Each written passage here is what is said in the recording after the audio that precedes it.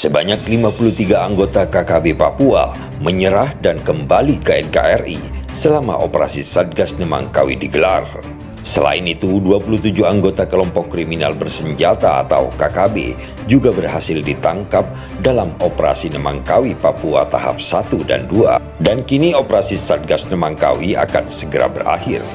Masa tugas Satgas yang bertugas memburu KKB Papua itu akan berakhir dalam hitungan hari, yakni pada 25 Januari 2022. Melansir dari Antara, Polri memperpanjang masa operasi Satuan Tugas atau Satgas Nemangkawi sampai 25 Januari 2022. Seiring berakhirnya masa operasi tahap 2 pada 31 Desember 2021 lalu.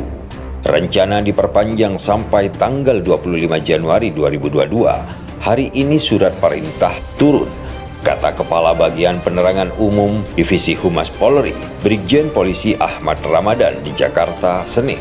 Menurut Ramadan, perpanjangan masa operasi Satgas Nemangkawi hingga 25 hari ke depan berdasarkan hasil analisa dan evaluasi yang dilakukan jajaran Polri bersama TNI sebelum masa operasi berakhir Desember 2021 lalu. Waktu 25 hari tersebut, lanjut Ramadan, menjadi masa persiapan kepolisian untuk melanjutkan operasi kewilayahan oleh Polda Papua. Nantinya operasi Nemangkawi itu jadi operasi kewilayahan di bawah komando Polda Papua, kata Ramadan.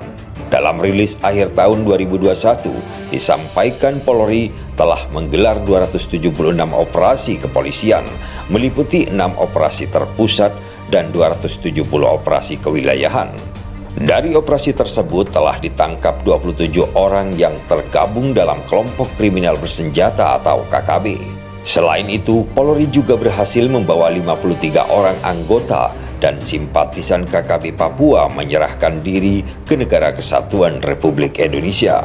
Polri melakukan operasi dengan pendekatan yang menitik beratkan pada pengadilan humanis lebih persuasif atau soft approach di Papua lewat program-program Bimas Noken, program TIFA atau Paham Adat, dan program Kaswari.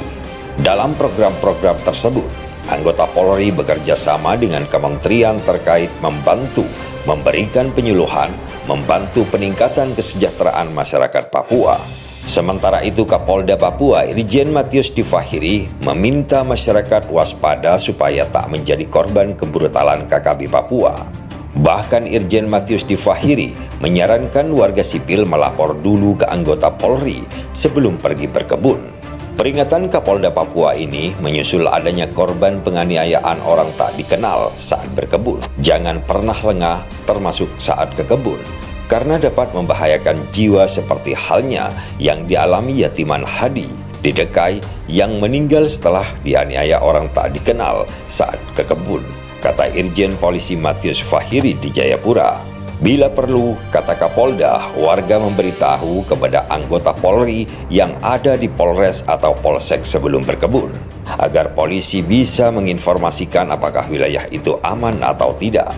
Diakuinya, memang ada beberapa daerah di Papua yang masuk kategori rawan, baik itu dari kelompok bersenjata atau KKB atau pelaku kriminal, termasuk di Kabupaten Yahukimo. Hingga kini, kata Kapolda Papua, polisi masih melakukan penyelidikan terkait dengan pelaku penganiayaan yang menghabisi warga sipil di Dekai.